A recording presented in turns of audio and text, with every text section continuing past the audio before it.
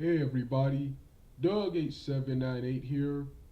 This is my in-depth review of the 2014 film Guardians of the Galaxy. I got this December 22nd as an early Christmas present. This and TMNT, which I'm going to review next, TMNT 2014. I said in my first Guardians of the Galaxy review that after I bought this on DVD, watched it a couple of times, I would do an in-depth review, an in-depth spoiler review, talking about the story, the characters, what I loved about the film, and that time has come. Of course, brief history before I get on with this review. Prior to seeing Guardians of the Galaxy, I had no idea who the Guardians of the Galaxy were. I had no idea who the Guardians of the Galaxy were. They were B-list heroes. They were characters. They were characters and other. They were B-list characters in other people's major comic books, and they were really introduced outside of their comic books. And I only know of their existence because after the box office success of the Avengers on AMC movie theaters movie panel, it was announced that due to the box office success of the Avengers, a superhero team up movie, they wanted another comic book team up movie. So they had another comic book team up movie in the works called Guardians of the Galaxy. Guardians of the Galaxy. I love the title. I went to Wikipedia to do some research on who the Guardians of the Galaxy were. I learned there were two teams. There was the 1969 team and there was the 2008 team. The 2008 team was the one they were choosing to adapt. The 2008 team, which was Peter Quill, Groot, Gamora, Drax, Rocket Raccoon. There are other members currently in the comics right now. So I did my research. Then I watched the Avengers Assembled, Avengers Earth Mightiest Heroes, and Ultimate Spider-Man cartoons for a sample of what I will be seeing in the films. That for the most part, I love what I saw in the films. Then of course I later see the trailers, and the trailers were funny, especially the first ones, and the TV spots were even more awesome, which showed more action. So I had a high expectations for this film, and I had high expectations for this film, and this film lived up to my expectations, actually exceeded my expectations, just like the Avengers did years ago, just like the Avengers did 2 years ago. I knew this film would be popular and be well received because of Now I knew the film would be well received. I didn't think this film would be popular. I mean, I didn't think this film would be like hugely popular. I thought it were gonna be overshadowed by TMNT. I knew TMNT was not gonna be received well by critics, but I thought TMNT were gonna be huge, so popular with kids that they were gonna overshadow this. But this film, one of the most iconic things they managed to do, and this is a feat itself, man. Marvel Studios managed to take B-list superheroes, what is not supposed to be able to be done. They managed to take B-list superheroes and turn them into superstars, and become the highest grossing film of 2014. That is a feat unto itself. That Marvel, I commend you, man. Marvel, I commend you for turning these B-list characters into the highest grossing film of 2014. And these character and this film, of course, another reason I want to see this film. This film is like other things I like Star Wars, Masters of the Universe, Thundercats, and many more. That's another reason I want to see this. This film gave me hope that those things can actually be made now. Those things can actually be made now. They've made a Masters of the Universe film now, Masters of the Universe film ready, but I'm talking about a more accurate to the cartoon version.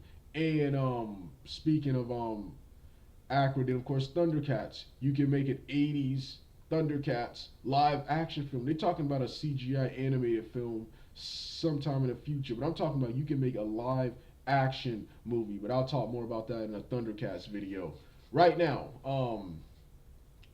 Guardians of the Galaxy, man. I've watched this film about 10 to 11 times already. This film and TMNT are that awesome, and it's already one of my all-time favorite movies, right? One of my all-time favorite movies right here. It was an awesome birthday present. I'm thankful every day that I have this in my collection, in my DVD collection right now. This film right here is this film right here is awesome, man. Like I said, I've watched it about 11 times. Oh man, this film is very funny. I love its um I love its plot about a group of underdog heroes, as Quill said in the film. Characters who have lost things come together to stop a more powerful threat in the form of Ronan. The plot is that in 1988, after the death of his mother, Peter Quill is stolen from his family by a group of people called the Ravengers, a group of people who steal things and sell them to the highest bidder. And the film quickly flashes back to a now grown up, moves up to a now grown up Peter Quill. Peter Quill looking looking for the orb, looking for a mysterious orb. When he finds the orb, he is found by Korath, a subordinate of the main antagonist Ronan.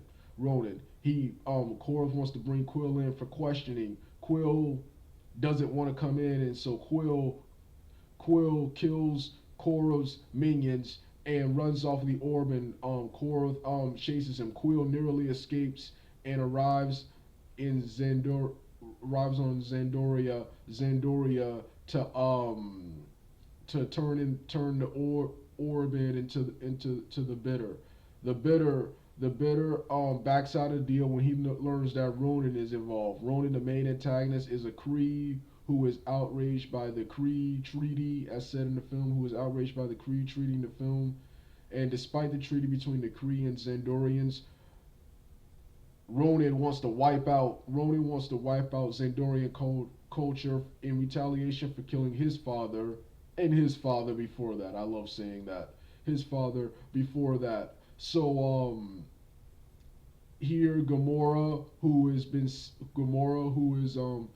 sent by Ronan to capture the orb, betrays but she has her own motives. She takes the orb from Quill, and a huge fight breaks out between Quill, Gamora, Rocket Raccoon, and Groot, who are bounty hunters looking for the bounty on Quill's head, looking to collect the bounty on Quill's head. Here they are all four of them are captured by the Nova police and sent to prison. Rocket Raccoon comes up with a plan to get them out. Peter Quill convinces Drax to spare Gamora's life because Drax and several other prisoners want to kill Gamora because Gamora is allied with Ronan and Thanos, who are responsible for the death of multiple prisoners' families, including Drax. He convinces Drax to spare her, which will lead Ronan to them. All five of them narrowly escape prison. All five of them narrowly escape prison and decide to deliver the orb to the collector for a price. After seeing what the orb does when one of the collector's slave commits suicide by touching the orb, they decide that they have to give the orb to Nova. They decide they have to give the orb to Nova because if Ronan gets it, he can wipe out the galaxy. Drax calls Drax. Drax forces a guy to summon the signal Ronan. Ronan comes there. A huge battle ensues. Which results in Drax getting his butt handed to him. By Ronan, and of course, Gamora nearly being killed by her sister Nebula in a starship battle. With her spaceship blows up, and Peter Quill sacrifices his life by leaving his by leaving his spaceship by leaving his spaceship and by leaving his spaceship and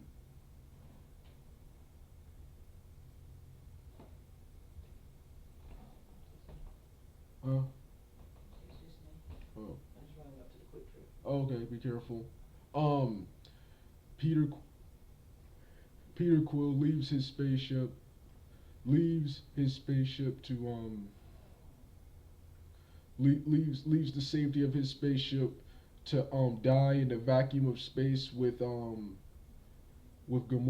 to rescue her. Him and Gamora are nearly rescued by Vondu, who beats the crap out of him, for betraying him, and after a scuffle, Peter Quill convinces Yondu to spare his life, and him and Gamora and them join forces.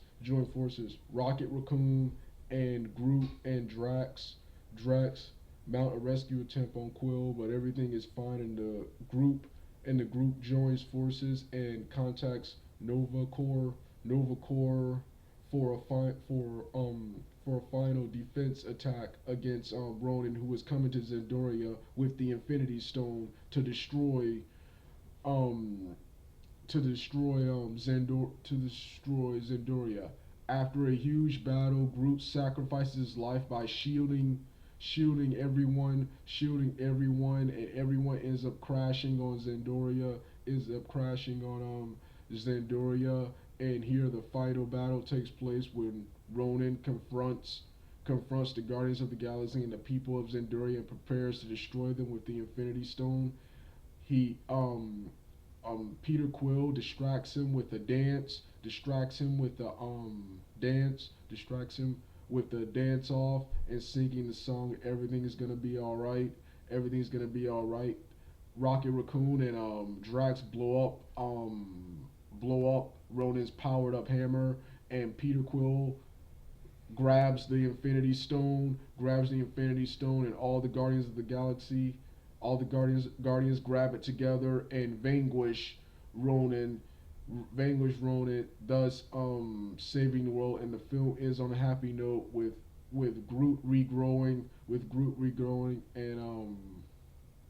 and Peter Quill saying he'll look after everyone and keep them out of control. And the film ends there, telling us the Guardians of the Galaxy will return, and of course showing a cool Easter egg which shows all the collectors things have escaped except for an anthropomorphic duck who is Howard the Duck, setting the stages up for a Howard the Duck film. This was part one. I'm going to continue with part two in a minute. All right, Doug out.